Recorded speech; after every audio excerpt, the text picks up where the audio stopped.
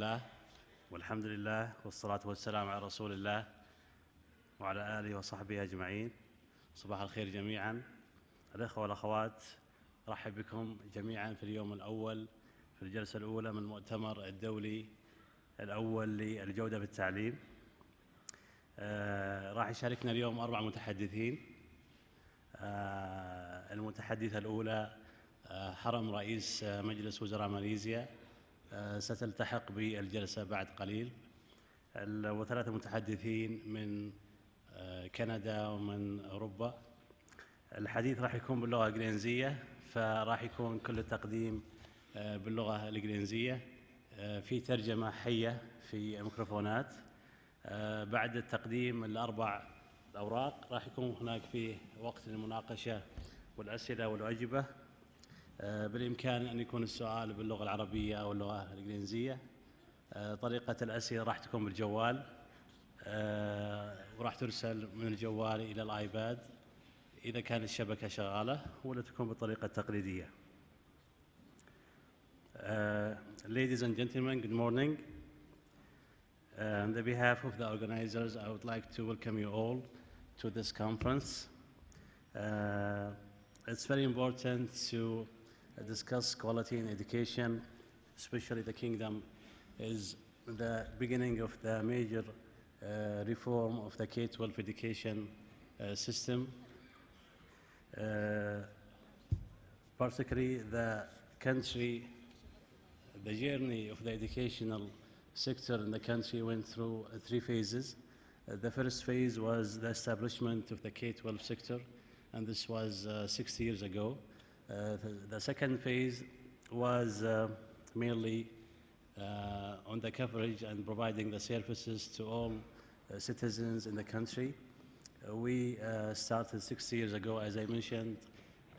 We started with virtually 0 students, 0 schools, 0 teachers in the modern way. We reached during the last 60 years, we reached to 33,000 schools, modern schools, and also we reached to 500,000 teachers and 5 million students. The theme and the focus of the second phase was, as I mentioned, on the coverage and providing services. And the third phase, which started a few years ago, through a number of initiatives and mainly through King Abdullah project for reform, for the education reform. The main focus is on the quality, and the quality of the inputs, the quality of the processes, the quality of the outputs of the educational system.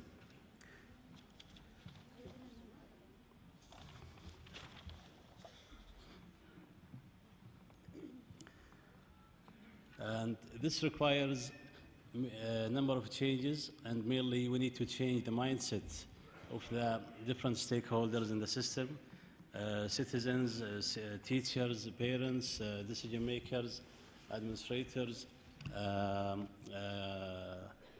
principals, and society at large. Changing the mindsets may require a number of years, may require a number of months, but it's must to have a step in order to have effective and impactful reform. Once we have the mindset in the right place, we need to change and improve the inputs and the processes and the outputs of the education system in order to achieve the desirable output and in the right quality. I'm sure this conference, and particularly this session, will contribute greatly to the current thinking and processes in the Kingdom, and it will impact the education reform, and hopefully it will influence the current thinking and processes. We have 4 distinguished speakers. As I mentioned, Her Excellency will join the session in half an hour or so. We will start with the second speaker. The second speaker is Dr. Alexander MacDonald, He's the Deputy Minister of Education in Canada. He will share with us the Canadian Initiative of Quality in Education. Each speaker will have 20 minutes.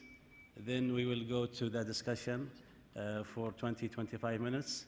And I hope that everybody will turn their mobiles and silent, and we will listen for the first presentation, and the floor is yours.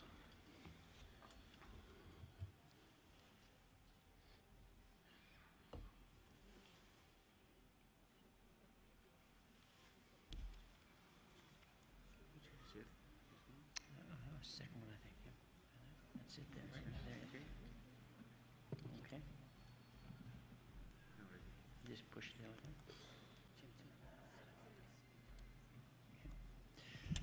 Good morning, everyone. It's great to be here in Riyadh, Saudi Arabia. When I left home on Thursday night, there was 2 feet of snow on the ground, so the weather here is significantly warmer. I'm here today to talk about a project in the smallest province in Canada. A year ago, we were concerned about the academic performance of our students, and we decided to look at a 2-phase initiative in our smallest province. We've called it the Preschool Excellence Initiative. The first phase of this is we moved all of our 5-year-olds into our public school system in a year, and we're evaluating that process now. It started this past September. And the second phase of this initiative is what I want to talk to you about this morning. In this phase, we looked at our 0 to 4-year-olds. Of 6,300 children, we have 2,000 in care last year, and we decided to focus this year on moving from a system of caring for our 0 to 4-year-olds to focus on learning 0 to 4-year-olds. So we looked first at the 0 to 4-year-olds, the first 2,000 we have presently in care. Of these 2,000 children, 10% of them are infants, 0 to 2-year-olds, 20% are 2-year-olds, 30% are 3 to 4-year-olds, and 40% are 4 to 5-year-olds. In terms of the money we were spending on these 2,000 children last year, we were spending about $5.4 million. $1.7 million was focused on children who were coming from poor families and could not afford care. We had a budget of $1 million for our special needs children, children suffering from autism, developmental disorders, etc. Best Start was a program we spent $1 million on, focused on high-risk children in single-parent homes. And the other money was spent on training and maintenance. So we looked at this initiative and decided that we were going to change the focus from caring for our 0 to 4-year-olds to learning for our 0 to 4-year-olds. We focused on 3 specific areas. The first was access, making sure that our 0 to 4-year-olds had access to care. Parent fees, as they were about 150,000 Saudi riyals for a 4-year program for 0 to 4-year-olds. The geography, this is Canada's smallest province, so geography is not a huge challenge, but in some areas there was no care at all for children, so we had to make sure that was available. We spoke about children with special needs. We wanted to make sure that any child born with a disability or a special need had access to a strong learning program. And in Canada in particular, we have seen an explosion in the number of special needs kids in the past decade alone, in particular children with autism. Also with children from 0 to 2, it was very, very difficult to find care for children from 0 to 2, and now we want to make sure that those parents who have young children have a learning program for them. And the fifth component in terms of access was about hours of operation. This Canada's smallest province is marked by seasonal industry, agriculture, fishing, tourism. Many of these industries run 12 hours a day through 4 to 5 to 6 months of the year. And for the other 6 months of the year, they lie dormant. So it was important that we have learning centers that are operating all day for long periods of time. In terms of the quality piece, we wanted to make sure the backbone of the system was a curricular framework for 0 to 4-year-olds. We want to make sure that the staff were all trained. We want to ensure that there were quality supports for these trained staff in terms of materials and supplies, in terms of their supervision, and in terms of their professional development and professional support. And we also want to make sure the physical environments of these new learning centers were such that they were conducive to learning. And the third component in our switch from care to learning for our 0 to 4-year-olds was on sustainability. We wanted to make sure that we could find, train, and maintain the staff necessary to run these centers. We wanted to make sure that our funding was stable enough to support these learning centers. And we wanted to make sure that the enrollments would stay at a level that would make these centers viable. So what we've decided to do is focus on two major initiatives. The first of these are early learning centers. So what we've decided to do is to create a number of early learning centers across Canada's smallest province. And they are characterized by these variables. The first is a curricular framework. We want to make sure that the curriculum was focused on learning, that it was standardized across all of the centers, that it was play-based in the sense that we would embed the knowledge outcomes that we wanted our children to learn in play.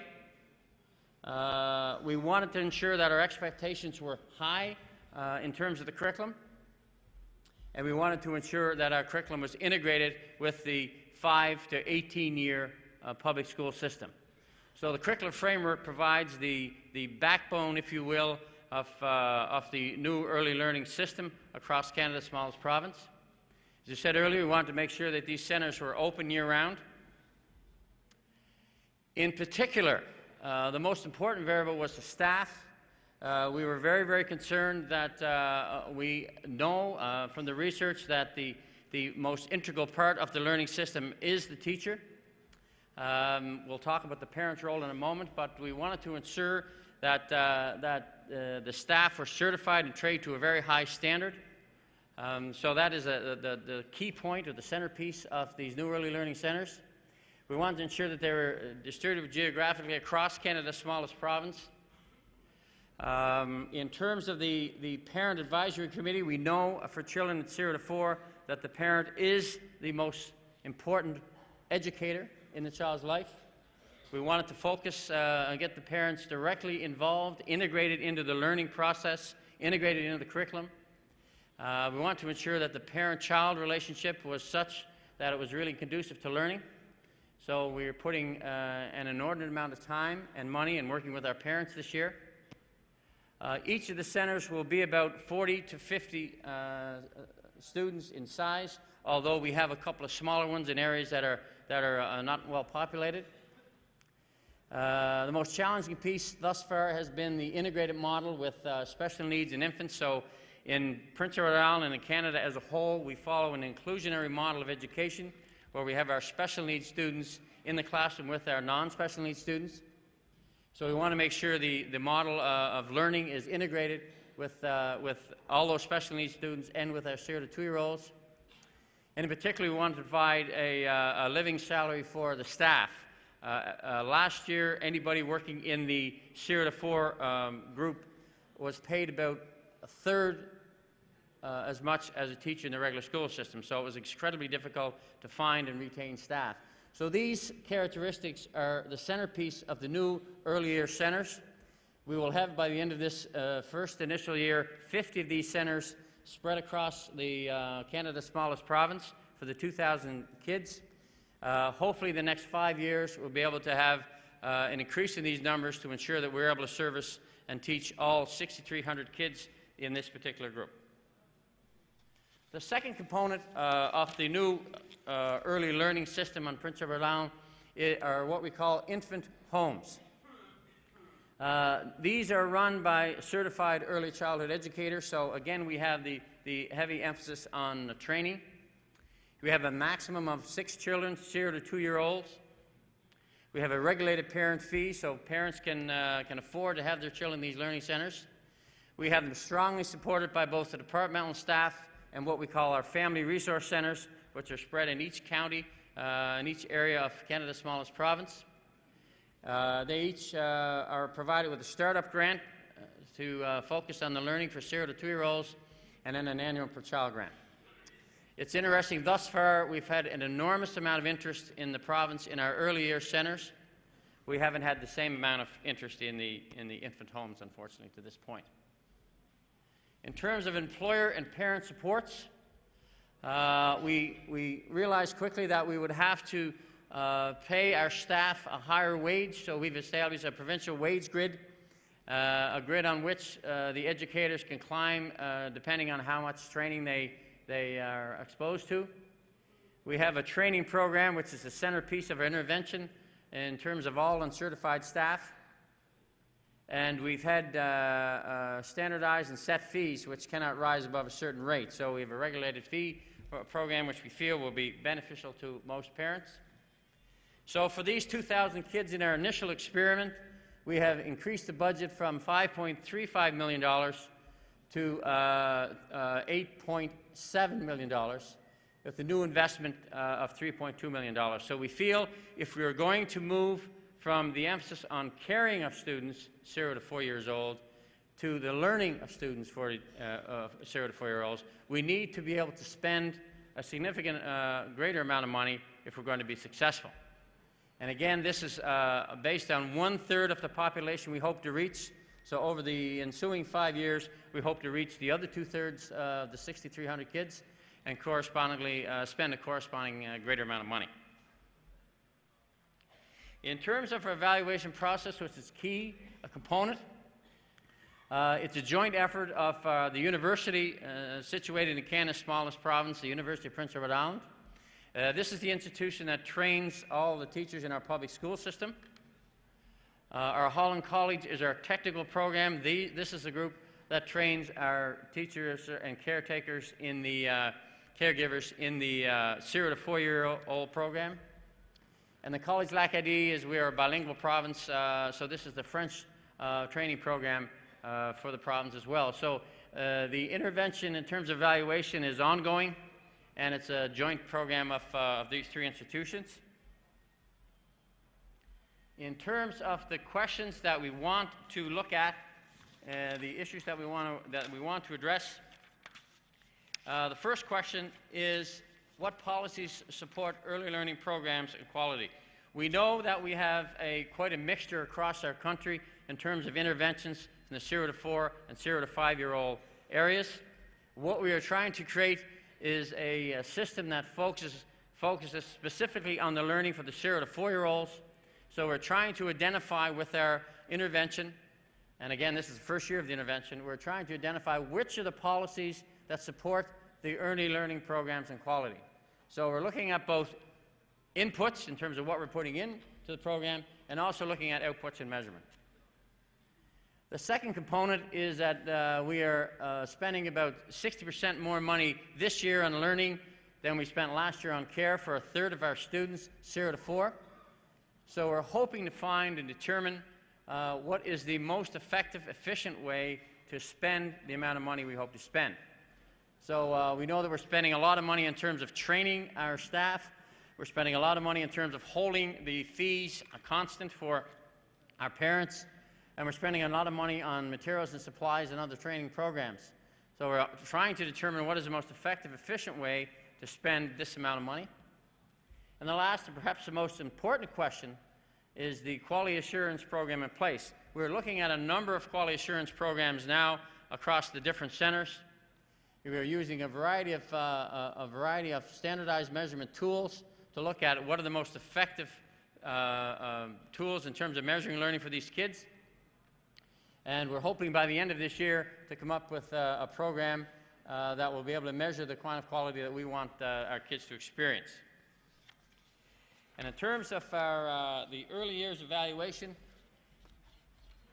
this year, and this is perhaps the most troubling slide, the reasons why we have embarked on this initiative, this year, 5-year-olds coming into our kindergarten for the first year, we have been measuring it through a standardized measurement called the Early Years Evaluation Tool, which is out of the University of New Brunswick in New Brunswick, Canada. We looked at 1,200 5-year-olds coming into our public school system. And of the 1,200 5-year-olds, we found, looking at 4 variables. We looked at the awareness of self and environment. We looked at the cognitive skills of the children coming in. We looked at their language and communication skills. And we looked at their physical and motor skills. And troubling to us, we had about 21% of our children, in terms of their self and environment, who were either experiencing significant difficulty or some difficulty.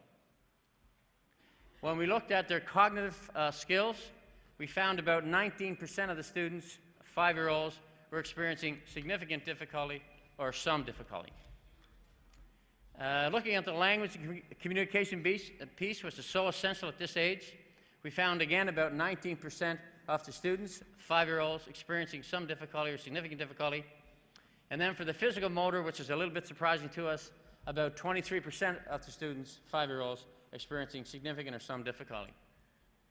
Our goal then is to, over the next 3 years, with the 2,000 kids we're starting with, to see if we can eliminate these challenges. So what we're having now is about 1 in 5 of our 5-year-olds coming into our public system struggling in these 4 areas. And what we hope to do with this new 0 to 4-year-old learning initiative is to eliminate these numbers over the next 3 to 5 years. And then we'll be able to take the remaining 40 or 4,000 children that are not in learning at 0 to 4 and do the same thing. So it's the first year of an exciting initiative, and we have our goals certainly cut out for us. So thank you very much for your time.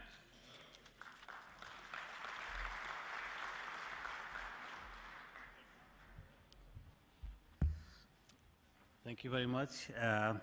Preschool is a crucial phase in the education experience for the students in the country. The current penetration now is less than 7%. We are targeting to reach 50% in the coming few years. This is a big challenge, and we need to put all our activities and efforts to achieve this target.